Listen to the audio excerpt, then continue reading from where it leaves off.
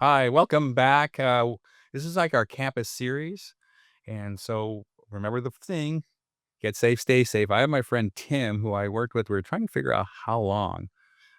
2000, must be 2000. Yeah, whatever Whatever. it was too long. Tim was always much older than I when we were there, but he's been in campus safety for what now, 28 years? Yeah, over 28 years, pushing 30, so it's been quite an experience. That is crazy. But you also started, so we met in the reserve division. We had a dignitary protection team that we were on. We worked together, but he was in fire services before that, right? Yeah, for about 10 years, I served in the fire department and um, joy of my life. Yeah. Yeah, oh, absolutely. It's where I first learned to love helping people. Oh, And because basically in the fire service as a firefighter, an EMT or whatever, um, that is what you do. yeah. And so it kind of blossomed into doing other things and a little bit with law enforcement and then finding myself in the college environment. So, Well, I'm really glad you picked that up because we're talking, but we're not here just to talk because our agency, as you know, we work with prevention and then we're involved in that recovery aspect. And you see it firsthand, the yeah, incidents that happen on campus. But unfortunately, yeah, yes. unfortunately, right? Because it's been super frustrating working with colleges because they tend to check a box. Here, well, watch this little video. Hey, dude, that's not going to train anyone. And colleges, right? It's probably your last four, count my 10 years of fun. So you, uh, you shouldn't have to worry about assaults and victimization, all those things. And that's what we're trying to talk to colleges is let's get some immersive training. Let's get some real training that will resonate that they can take because that's supposed to be a fun time. And you probably see because you're at the community college level right now. Right, right. And I think something else is that our students and everybody that comes onto our campus, it isn't a bubble. Um, Once you cross that line onto the campus, it doesn't make you immune from bad guys. Right. And you have to keep that in mind when you're walking around a campus, going from class to class, or from your cars, or to the student housing. Um, don't have a false sense of security and be able to protect yourself and be aware Do you why find that while more doing that. now? We did a man on the street safety thing, which is silly, but walking up to people and say, "Hey, what are your thoughts about safety?" And they're all, "We're totally fine." And in my stomach turns because we see how instantly something can turn bad if you're not paying attention, right? And it's not walking around scared, like you said. It's situational and environmental awareness. Yeah, I tell the students that I talk to, I say, don't be paranoid. Right. Okay. But be aware. You have to be aware of your surroundings and the probably the worst thing I see is driving around campus and the phones stuck into their face. Everywhere. And I've responded to emergencies going with lights and sirens, and they're still oblivious as to what's going on around them because that phone is stuck right in front of their face. You need to be aware of what's going on. And the bad guys, I got news for you. The bad guys are looking for people that are not Not paying here, attention. right? Not paying attention. We call that Exactly. target denial. Yeah. Try not to be a Yeah. target, right? That means don't slump over, don't be on your phone, pay attention to what's going on. And then I know you probably read my book. We put that in about paranoid versus awareness. You have a book? Oh, you son of a. I I Anything I I want to refer seriously to did that. not. I've known you for 25 years, Oh, and I didn't know you had you're a getting a book. signed copy, sir. And it's going to Oh, be, well, it's going to cost you $1.50. uh, But yeah. Yeah, it'll pay for, the parking, but yeah. you're paying for your parking there. Oh, Sure. okay, However, great. you're comp it. No, but yeah, those things, right? Even when you look at incidents that happen across, right? I remember there was a shooting in a club and the people were filming it. and one of the persons did get shot, and it's like, "Get out, don't film, don't Yeah, video, don't get." that's the worst thing I see, and it's not, just on the college campus, it's out there, everywhere you go, and somebody's filming an incident that's going on, whether it's, someone being, battered or robbed. "Oh, look, it it's Stuart's book." No. Uh, yeah, yeah, that's awesome, man, a great picture. Um, but there's 3 or 4 people standing around and filming what's going on when 1 or 2 of them can go and help this person. Or get help, right? That's what we say Exactly. too, because if you don't know CPR or you don't know how to get involved or what to do, and so we always say, if you don't really know if it's a medical emergency, most people don't like you are very well versed in TAC med because you've been teaching it. You have all these certificates in CPR and first responder medicine. Some people don't know, but get help, right? Yeah, it's instead of using that phone to film what's going on, hit the number for 911, and you know what the number is for 911, right? I don't. Is it Yeah, nine? it's 911. Oh my Yeah, god! yeah, that's one of the silly jokes that I throw out to the students in some of the courses I teach. Did anyone? Everybody know what the number for 911 is, so, So what we um do also real quick is that we talk about pressing an emergency number. So like number two on my phone goes to now 911 would go to Costa Mesa PD where you're at, correct? yeah, my college is located in Costa Mesa, so if you dial 911, that will go to, the Costa Mesa And do you guys Police have a Department. campus emergency number or do you guys have those blue lights, where you can go up to? We have both, but, what we suggest, if it's a life-threatening emergency or if it's a crime in progress, call 911. It's nice that every one of our patrol officers carries a radio that has direct communications with the Costa Mesa Police Oh, Department. that's So quicker. whether it's we'll hear what's going on and be able to respond, um, or we'll know to contact the Costa Mesa dispatch in order to get a little bit more information. But I really stress that if it's a life-threatening emergency, or like I said, a crime in progress, call 911.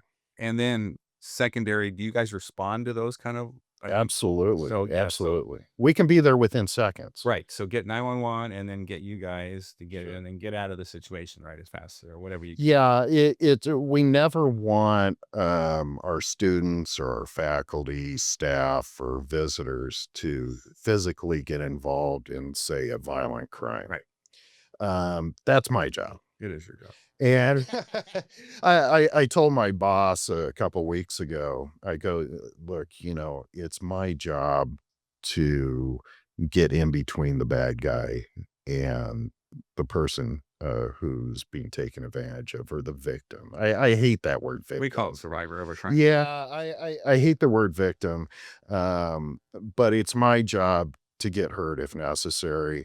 I know a lot of people don't want to hear that, but that's why I'm there. That's what you're yeah, I mean, the reserve deputy is the same thing, and I've had a history of working security, so my job is to make a commitment to whatever it takes to make sure things are, go smoothly, right? Sure. So I'm willing to throw in my body to anything. I remember the one time I questioned it, I was working dignitary protection. We were up at, Cook's Corner, and it was when, Schwarzenegger was governor, and he came up, and it was just me and a black and white, and then, another buddy came up after, but I remember walking down and all these Mongols were looking at me. It was supposed to be 2 or 3, it was like 10 to 15 of them, and they're flipping their knives, and I got them because I had an earpiece, but I'm dressed This casual. is before the injunction and they Yeah. couldn't fit. Yeah. Yeah. It was one of those popular things. But yeah, and I was questioning, I go, "Hmm, I mean, I really wanna do this for Schwarzenegger?" So that's when but now you But would, that's see what we that do. regardless of who it is, Yes. and from my point at the college, it could be the president of the college, it could be a visitor that walks on. Yeah. That's my job to be there and to take care of things. And also, um, believe it or not, a lot of the students, faculty, and staff don't hear about half of the things that we deal with because um, we want to try and take care of those situations before it becomes a problem and they have to feel unsafe. So a bunch of years ago, I did a talk with a graduate class for a university, and it was talking about campus safety and what we do and that sort of thing. And so I was putting together the PowerPoint. Yeah, everybody has to have a great PowerPoint, right? Even I'm impressed that you even know what PowerPoint is. I know, but It's see, yeah, you're yellow. being that I'm the technical officer over at our department, I'm supposed to know these things. Um, so I thought about what is it I'm gonna entitle this PowerPoint, and really what it comes down to is what our job is. It's providing a safe place to learn. Yeah. Okay, so you know, uh, it really comes down to the students need to be able to learn. Otherwise, why are they coming to college or university? And they have to focus. And if they're worried about Right. things, they're worried about their safety, then we're not doing our job. No, and that's what we said, what I had started earlier, to learn, but to also enjoy your experience there. Be able to go somewhere on campus without fearing, "Hey, I don't wanna go to that class 'cause Yeah, it's on yeah, dark yeah, inside." And listen, I know you're a person. I know you will do what it takes. Now I have worked with campus, um, police that maybe have not been so up on things or emotionally intelligent or kinda understood their job. But and so you're kinda high level there. What are you? my official title is public safety technical Okay. officer. So, in addition to patrolling the campus and so forth, I oversee our camera systems, which we're up to about 700 cameras on campus, and the related software and hardware and stuff that goes with that. All of our intrusion alarms, we've got about 50 of them, panic alarms, and this is mainly for our staff, so they can push a button and we'll be notified. Emergency communications, so anything that really has a technical aspect that has to do with safety and security. So That is so surprising to me. I know you learn a lot about me. I remember when you were on your phone and I said, "Tim, it's upside down. That's why the keypad's not working." Oh, that's a lie.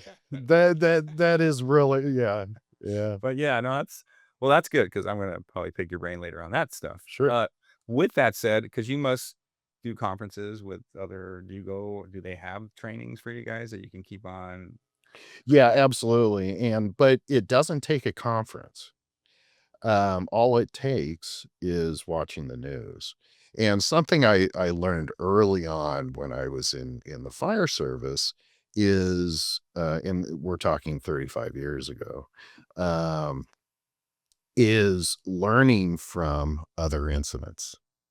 So regardless of what it is, whether it's a huge earthquake or it's a house fire or whatever, I still try and get as much information on school shootings that may have occurred and read the after action reports and what did they do right, what did they do wrong, what can we do to implement things on our campus so that it lessens the likelihood of something happening. Now I'm never going to tell you it's never going to happen.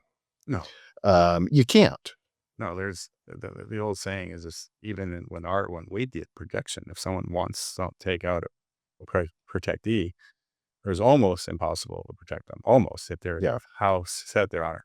But it's funny you said it's exactly probably the same time I was doing it, and this is embarrassing. But I would clip out every assault I would see because I was teaching, I want to make sure we address these things. Oh, this person came in and they're nice and I didn't expect this to happen. We could bring those into our training to help sure, create sure. things. So I had stacks of newspaper articles. Yeah, and, Yeah. the FBI and the Secret Service, DHS, they'll come out with, reviews of different incidents that have happened across the country and sometimes the world. I belong to some organizations that, are associated with those agencies, and, regularly, weekly, I'll receive reports on different things that are occurring around the nation, so Yeah, I for us, because we were at a targeted conference, and I was presenting with some pretty high level people. Actually, with now the current LAPD chief was on the panel, and a couple other guys that had, multiple masters and PhDs.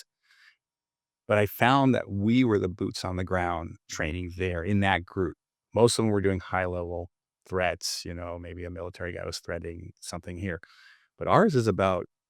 So when we talk about safety, it's not just about active assailant on campus. It's about gay rape. It's about bully prevention. It's about physical assaults, all levels of violence we talk about. yeah, everybody wants to think about the active shooter Yeah. and that sort of thing. In terms of how many campuses are across the nation, it's fairly rare Yeah. in No, it occurrence. is. It's Uh, horrific, but it's fairly. yeah, but you're right. The sexual assaults, Yeah. stalking is a big thing. I was looking I was at just gonna. our statistics the other day with my director, and excuse me, and, it amazed me how many stalking reports we Yeah. took, and, we're not saying these all rose to the level of some sort of violence, but these are reports that were taken, in our office, and these are male and female and transgender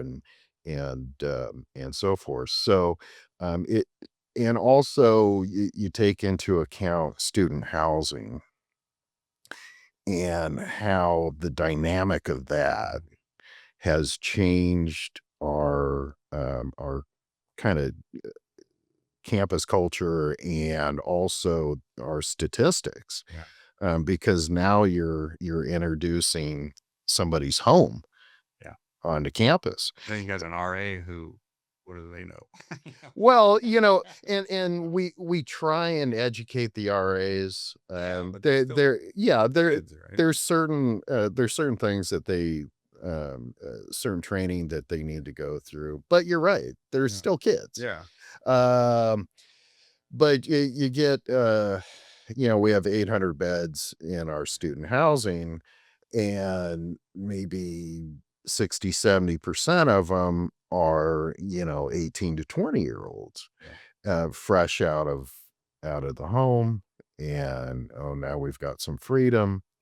But when I mentioned residential, where do you get your domestic violence? Typically out in the communities. A lot of it is in the home. And also bringing, you talked about, sexual assaults, date rape, that sort of thing. That a lot of that happens in your home. So now we're introducing it onto a college campus, and it's really been a learning curve for us because I think that we've had the housing now for 5 or 6 years. Yeah, So, I mean, we do college boot camp, and this is not a pitch or anything, but it's prepping them. And well, it should be a pitch. This oh, is your company, right? but we do it, and we get a lot of parents that really want to do it, and then sometimes, well, I don't think my kid will do it. I go, this is a no brainer. This is a non negotiable thing that they should be doing. If they want to go to college, it's like driving, right? They're going to they have to learn how to drive, right? They have to learn how to be on their own because we talk about bubbles, right? Yeah, And even they say like UCI is a bubble, and then the kids go up to USC or they go to even, Costa Mesa, but still, even Irvine has stats that I have worked with multiple survivors of assault. And so that boot camp should be a must. yeah, And they're trying to go, can you do a video for it? Or you go, I guess we can't, 'cause I would organize anything because why we're here. We yeah. want to make a difference. We want to help. It makes us feel good because we're helping, and we know that we're helping and pays a road. And the point is you want to think that it's a bubble, but I think I mentioned it earlier, it isn't. No, there's no The yeah. there isn't, unless you're attending an institution that has a 20-foot wall going around it with, armed guards at every entrance and exit. But that's for the exit, but you still housed with all these like, Yeah, you're housed, and you that's know, that yeah, that's for the bad guy from the outside. somehow, yeah, not the people And you're working with. exactly, and then, in student housing, especially, you're gonna introduce drugs and alcohol. Yeah. This is A quiet opportunity because 'cause you're in the room, it's dark, maybe they can't hear.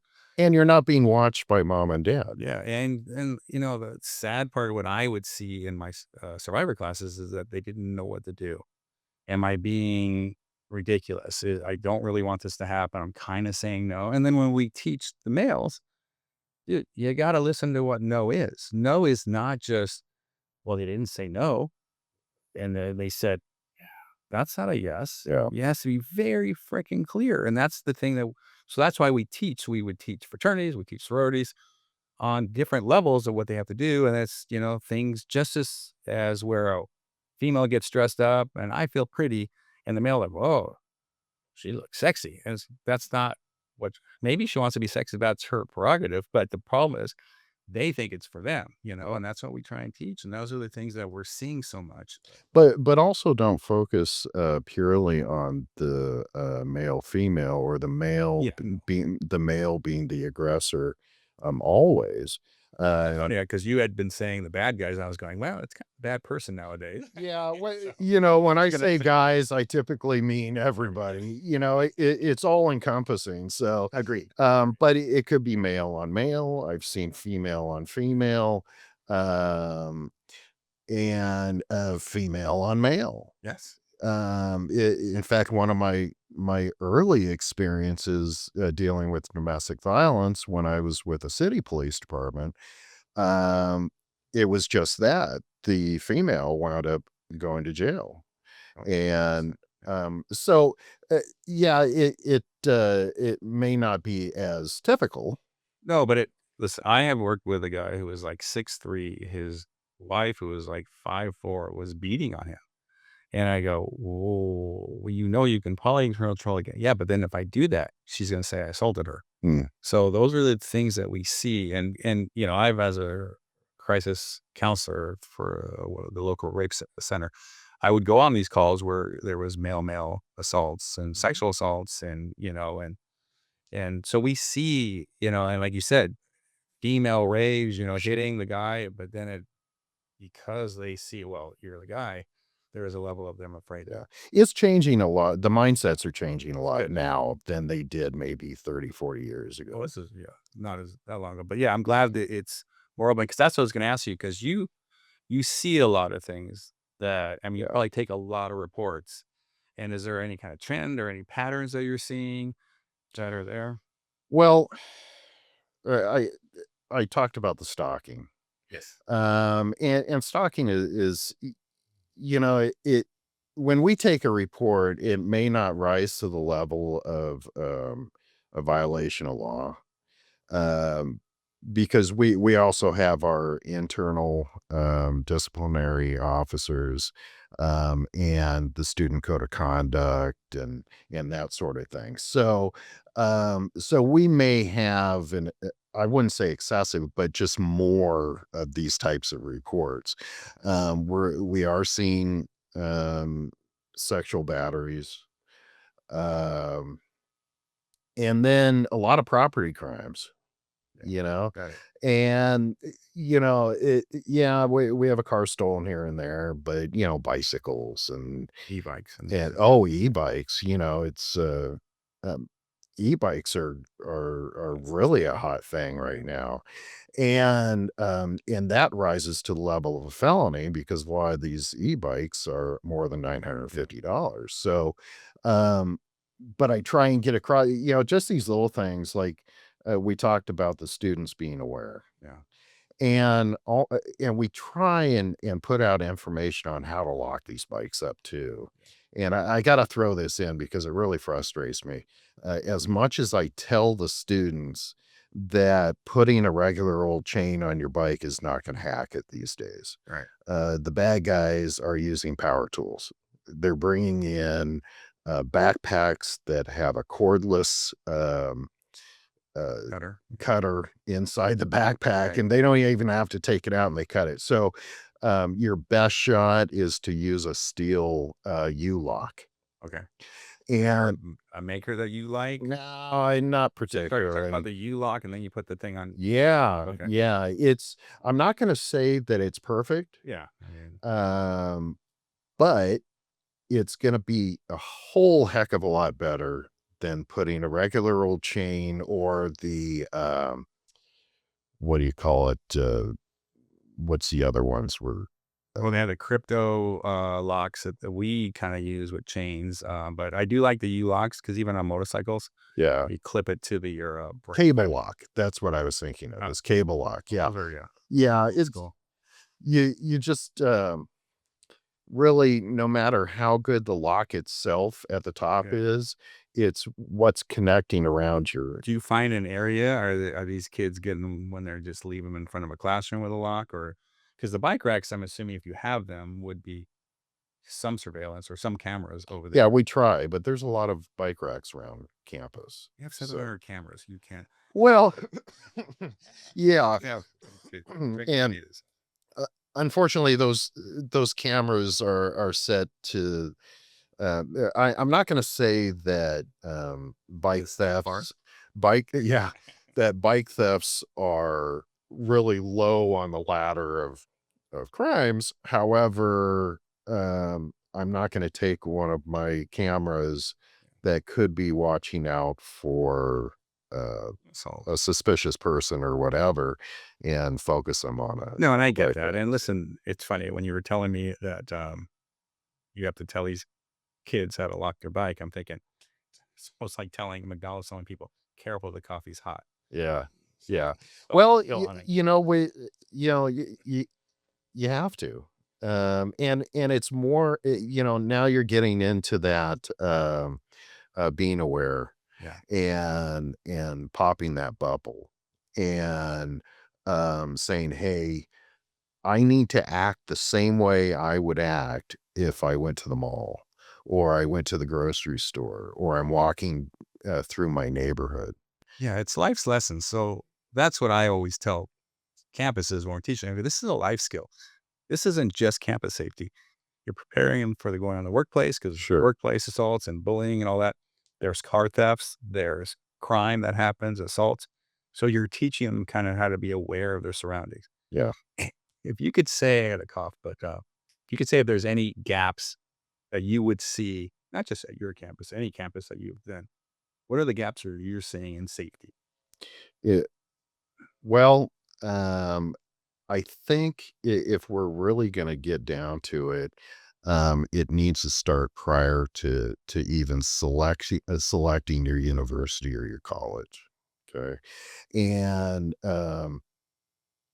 I think this is probably a good time to bring up, um, it's a heart-wrenching story, but if we're going to talk about parent involvement, because that's where the parents are really going to get involved Right. when they're selecting where their child is going to college or university or helping them select. But we have to talk about Jean Cleary. Jean Cleary was a university student back in 1986, and she was raped and murdered in her dorm room. So it was horrible. This is in Pennsylvania. So her parents, trying to make some good out of a horrible situation, looked into why this happened. And they come to find out that there was rampant crime and violent crime in and around the university. So they go, how come we didn't know about this? So in I think it was 1991, the Jean Cleary Act came into to effect, and this is a um, uh, federal act Hmm. that was signed into law. And really the the bottom line of what is accomplished there is putting out information and making sure that parents and students make an educated choice as to where they're going to college. So it requires that campus safety, security, police departments publish crime statistics. And it among other things, it's really grown quite a bit in the last 30 years, but or 35 years. But that's really what it comes down to is somebody can walk into the campus security office or police department and request a copy of their crime statistics. And it goes back, I think it's 4 years, 3 or 4 years. And they'll be able to look at what's going on around campus, not just on campus, but around campus as well. And it also includes off campus housing, any facility that's used by the campus, a sports team that goes to play in another state. We're required to get statistics for that hotel that they're staying in and so forth. So it's really being informed. And yes. I feel, first of all, it's great to create something like that out of a horrible tragedy. But I sometimes feel campuses hide their stats because the higher their stats are, the less attendees, less tuition they're getting. So Yep. I have felt that through years of in my trainings and seeing things Yeah. and saying, And that's why the federal government and the state send out auditors. And "Oh, federal and it, state. and I hear what you're saying. Yeah. We were audited. Oh, Ju- yep. okay. They'll send somebody to your front desk and request your annual security report, and as just somebody off the street. And if you're not able to provide that, you're fined. Yeah, Yeah. yeah, So the only thing I will ask, because I'm going to not mention by name, but there's some amusement parks that squelch assaults. mhm, They keep it internal. They don't want it external because it's bad for business.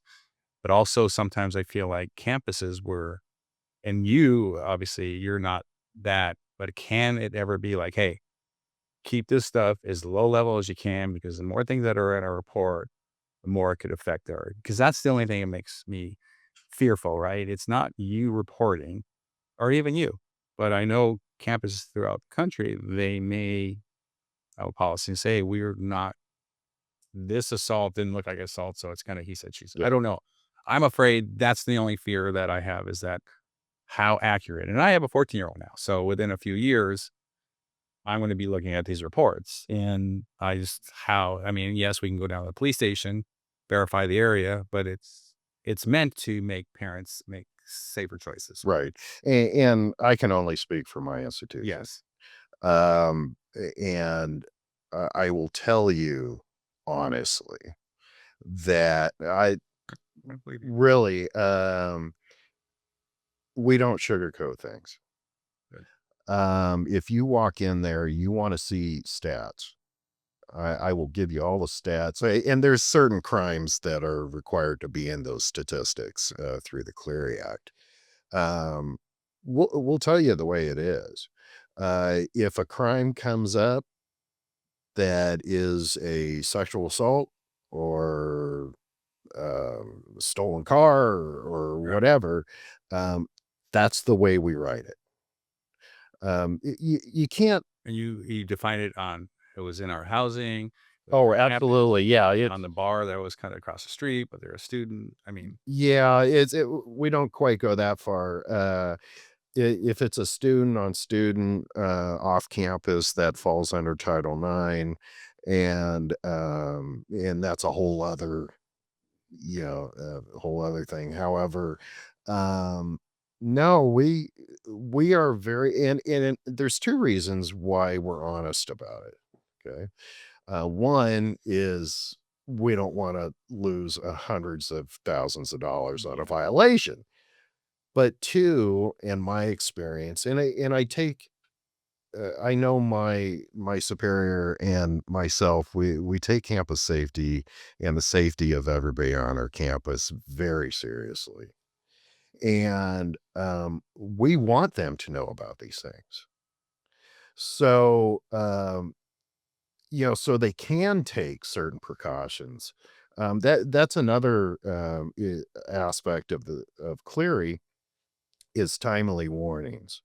So if we had a sexual assault, um, or we had, heaven forbid, a murder or something like that, um, there's a timely warning that we have to put out we do it through text message and through email and that sort of thing. And you have a certain amount of time to send those out. We try and send them out right away. Um, so that our students or our staff or visitors. Uh, Are you send because your kids are 18 and above, so you send the information directly to them? yes, Okay. yes, 'Cause I was the only reason I was saying that because we've had a lockdown, and we heard about the lockdown because of all the stuff, but we didn't get a message from the school oh, till, like, 2, and it right, happened around 9, and it's like, right. that wasn't good communication. Well, we also, if parents of students attending our institution want to sign up for those text messages, they can, Mhm. and it's very easy to go on our webpage and do that. So I have a question because, I mean, the biggest thing we're trying to do is create as much protection around our kids going, right? That means our parents have to be engaged or their parents have to be engaged. So I was thinking, well, how can we find out when the most recent audit was, right? Because that is what Mhm. holds you in. Like you just got audited, but say I go down the street to Joe's, the community college. Can I ask for the most current audit? Would you guys prevent that or say, hey, we were audited in 1940 or something? Well, audits are random. Yes, I So, understand that. yeah, Oh, it's a little, and that's a it's a good. big world, right? Yeah, that's a good question. And I'd have to look it up. However, I think you could probably contact the education departments, whether it's federal or state. We'll find out and we'll put it on the bottom. Yeah, Because I don't. yeah, it's a good question. And also something, if you want to throw out there, is the Clary Center for Campus Safety. Fantastic organization. And Or we'll throw the website, yeah, yeah, down here somewhere. yeah, That's how it works. It yeah, yeah, yeah. magically pops up. I don't know. You're Maybe pointing towards your leg. Peter Kay may have something to do with it. I don't know. But also getting back to the annual security reports, we also make it available on our website. Oh, So that's awesome. there's requirements by the state and the feds that you have it available when somebody walks up. We go one step further and we make it available on our website. So the two things that I'm thinking is first we can go to Cleary. We can ask for an audit. The only issue now is, and it's our job as parents and our student or our kid to help. We need to do our due diligence around too, because to make sure, because you don't sugarcoat. You do everything right because you are one of these schools that I won't say we do everything right. We try. We I try. don't do it. Yeah, Right, you do some things right. don't lock me into that. But you're trying, right? Yeah, Yeah, absolutely. you're not avoiding anything like, "Oh, No, no. we'll just put those things here." Yeah. And we just but I can see, I don't know, maybe some other schools do. So the biggest thing is to figure out what other way can parents check? Can they check the local police station? "Hey, we wanna see what kind of reports you've had." Because you never know, right? And I do believe there are some schools that do sugarcoat a little bit Mm, because they again, right? Hundreds of thousands in fine versus could be millions of dollars in tuition. yeah, It's a big yeah. difference. So Well, absolutely, you can contact the local police department. However, us providing this information, we're going to give you more information than you yeah. will ever get from the Yeah, I was police just trying to department. figure out how else could Yeah, we. and one other thing, this annual security report, you've got a gap of about a year there because you got to put it together and all this kind of stuff. You can also go in and ask for the daily crime stats or the daily crime log. Okay. Excuse me. So Yeah, I think, I mean, listen, that's great information for sure. It's golden. And because our ultimate goal is to create this safe transition. And mhm. again, as a parent who's a little safety nut, I try and at least do my due diligence Sure. and everything. And some things, I've been doing this a very long time, but some things I don't know. And that's why we bring in other experts like yourself. And is there other things? Because I'm just trying to figure out what other ways we can safeguard our kids so they enjoy their time and it's safe Yeah. and they learn. It's tough because one thing is they turn 18 Yes. and now they're out. They're out of the house. Not And everything, by the way. and they yeah, So tell me about it. But once they turn 18, your ability to um to do certain things or to receive certain information is cut off. well, 13. I have a they asked my kid some questions that I'm not even privy at 13. Yeah, for their health purposes. And it's like, and well, we can't release that because I mean, what? They're 13. They're Yeah. 18. That's okay. It's a wobbler still for me, but Well, you've 18. got HIPAA with the medical Yeah. issues, and then you have FERPA, which is the with education, and They so realize who's paying the bill, right? yeah. Well, So, see, that's the thing. We don't care who's paying the bill, no, I get it. um, and we have parents every once in a while wanting to know where their or where their child is in class, and I say, I can't tell you. Yeah. I can't. I will go out and check on your child. However, I can't give you that information. But you So can make them wear an Aura ring or something like that, a tracking device or yeah, an yeah. embedded.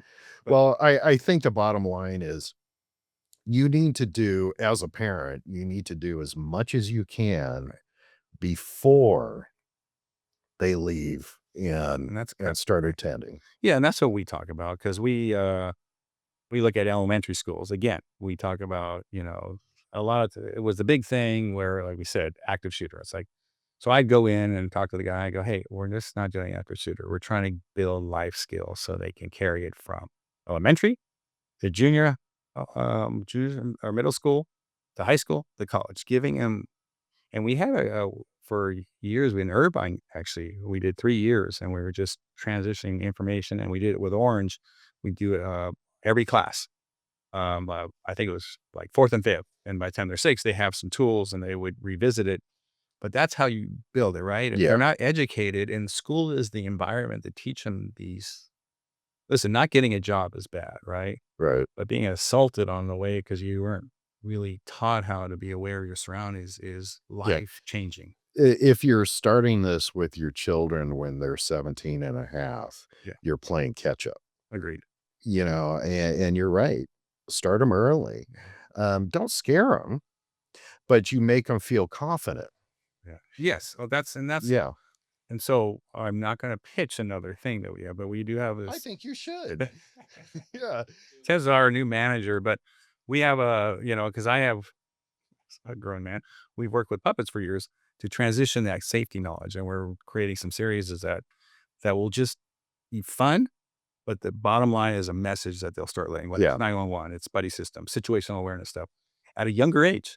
And then we carry it on. And that's what how we teach, right? Yeah, you Yeah. can't Well, scare. I think that, regardless of whether it's children or adults, you learn more when you're having fun doing it. Yes. In the courses that I teach, I try and get people laughing Yeah. because some of them are so dry and so, the topics that I'm teaching, they're dry, they can be gory, very serious. Yes. And sometimes people are told to be there and they don't want to be there. So I try and make it as fun as possible. And we'll come out of there having a good time and also learn something at the same time. Yeah. And So that's 100% our model too. Cause yeah. even when survivors, we work with a group of survivors who have just through horrific traumas, they walk in there, they're fearful, and we have to win by humor, making it fun, not and then we can talk about serious, then we make it fun. We teach cops, they walk in there Yeah. and they're all told to go there. Oh, yeah. Like, Oh, well, but we make it fun.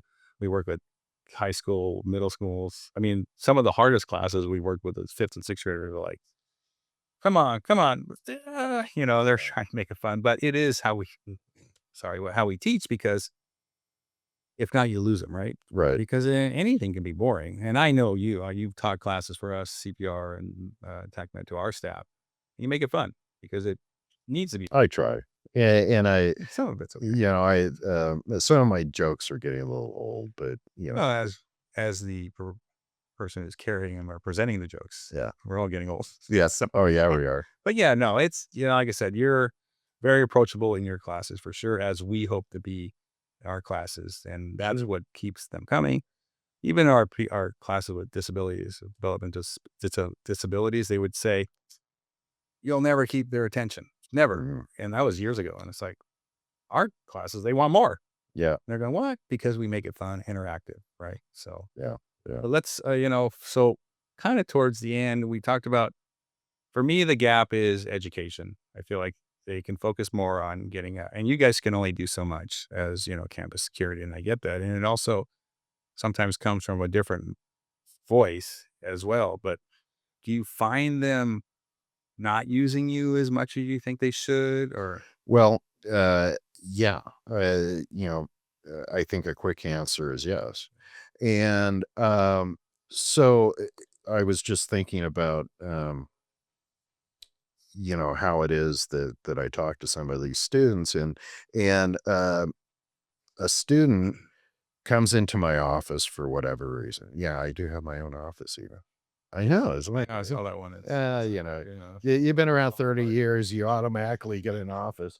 Um, but for whatever reason, they may come into my office. Um, and I started doing this a few years ago, is I tell them get out their cell phone. And they look at me and I go, okay, I want you to type in this number. And I give them the number for the campus safety department that will be picked up 24 hours a day, regardless of whether we have a dispatcher there or not. One of our patrol officers will pick that up, or it'll be answered by a dispatcher. And I tell them, you put that in your phone, put it on a quick dial or whatever you need, and you call us. Um, and what I try and get across to them is that as much as they want to think that we're there to enforce, whether it's laws or campus regulations and so forth, that's not why we're there. We're there to keep them safe. And if they come out of their class and they get a weird feeling that, I'm really not feeling very comfortable walking around campus right now, you call the campus security department or you call the campus police department. And I don't know of one that I've interacted with that doesn't have some sort of escort program, meaning that you call up and say, I would like a ride from my class to my car or from my car to my class or whatever, and they will send out somebody, whether it's one of our student assistants or it's one of our officers. Now, I do have to, get across. We're not a taxi service. We're there to keep you safe. So it needs to be reasonable that when you call us, and we're not going to question you on it, Right. but I don't want you to, the folks out there to, I feel like a uh, smoothie. Can you yeah, work me a it's smoothie? not a taxi service, but we're there to respond anytime that you don't feel right. If you're being approached by somebody, don't ask yourself whether this is a crime or not. If if you feel that you need to call us, you call us and we come out. Um, And I think the fact that you take the time with them, because even 911, we teach 911, and people are thinking, oh, I can't call a cop for that or a sheriff for that. They're not pulling them off some hostage situation right. to come and help you. Call beforehand, because 90% of the law enforcement wants to be there prior to them having the right report, prior to not helping, because there are, and like you said, nothing's perfect, but the men and women that we get to work with are there to make a difference Yeah. and to be safe, as you are. And so giving them permission to call and to say, if you feel a little hinky, like Yeah. you go out and go, oh my gosh, time change. It's darker than I thought. I'm a little nervous. That's okay. Yeah, and that's what we're there for. Yes. That's where your bubble, um, it is different on a college campus or a college or university campus to where you can call There's somebody resources, right? to Yeah. just pick you up and take you somewhere. Can we call right now and see if they actually pick up? I will guarantee you that they will. All right. Um, but if you want to call me out on it, I'll give you the phone number. You get your phone out, Stuart. I don't have it. Caitlin, Yeah, I no. always start So during when. that's what I do suggest though. In a preparation phase for the parents or the students is to find out that 24-hour number that they can call, because it's not just for emergencies. In fact, it's not for emergencies. We talked about earlier, when do you call 911? Well, you call 911 a life-threatening emergency, And emergencies. and this is more of this is what we're here for. Um, we want to make your experience as non-stressful as possible. And if you're feeling stressed out and you feel that your safety is in jeopardy, or you just feel weird, I'm not, sometimes that gut feeling, Totally. call us out. We'll come and pick you up. Yeah, that's so what you're really doing is prevention. And Sure. that's preventing something before it happens and making them it's just making the students feel comfortable doing it. And I assume your other campus colleagues are personable. Yeah. Are you they taught to say hi? Try. Yeah, I mean, yeah, be a little grumpy sometimes, but Yeah. Yeah. Yeah. Sometimes, we get kind of a reputation because, say, writing parking yeah. tickets. Okay, it's not the most enjoyable part of our job. That's what, sometimes we need to go out and do those things, but those are the things that people are seeing, right? You're not seeing all these other calls that we're responding to, um, that you don't hear about, and that add to your feeling, Yeah. that feeling of safety on Well, I'm just campus. sitting here So envisioning somehow, and it's probably impossible. And right now, you could be the face because you're intelligent and you understand this and you know what you're doing. Yes, yeah, we good, can edit good, that out. yeah, good assumptions, Stuart. But it's somehow you because I'm all about communication, right? We talk about communication equals connection, connection equals safety, right? So you got to communicate, whether it's verbal, nonverbal, what's good, bad, and then you make it safe. So if there was a way that you maybe even an intro video that gives some people the permission to call, because I've worked with some very shy survivors. Well, did you call? No, I didn't want to bother him. I go, you need to, and even the campus aspect of the light. Sometimes not because they're lazy. It's those are the ones that, hey, I'll take advantage of. It's the ones like I don't really want to bother them, Yeah. even though I'm scared. And it is so much easier for them to get on and text somebody, Yeah. and it's funny you bring that up, because we've just implemented, I think just this year, an app called Rave. Okay. And You know what Rave is, right? So, okay. yeah, this is aside from the flashing lights Okay. and that sort of thing, but um it has a lot of features on it, and it's used by uh, colleges and universities all over the nation. And there's other brands. Right. So it where they're attending, it may not be this Rave app. We happen to use the Rave app. It's got a button you can push if you're in a situation with somebody that you need a phone call, a reason to get out of a conversation with someone. It'll actually call you and make it seem like you're being called by a friend or something. Yeah, it's really, yeah, I think it's kind of bizarre, but yeah, that's, No, no, it's well, it's it's but in any case, there's a button on it that will get a message to the campus police or the campus safety.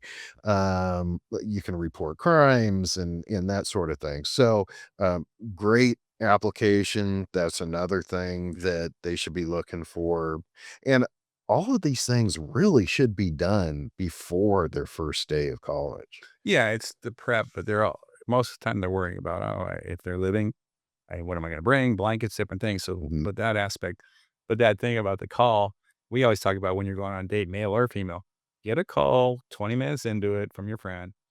Yeah, yeah, okay, yeah, I'll be over there tomorrow. That means things are going well. Yeah, An hour into it, and now they don't need a friend to do it. They could probably, download the app without yes, having to, be a part of the college, um, and you could set up a time for it to call you or to send a yeah, text message. It's really no, it's cool. it's cool. I Yeah, like yeah. that stuff. It was funny because it makes me mad when I think about it because my friend Jack, we were working on an app a while ago, a long while, talked about reminding you to lock the doors, the windows, when you're going, what's a dangerous area you're going in, what's a little more red area.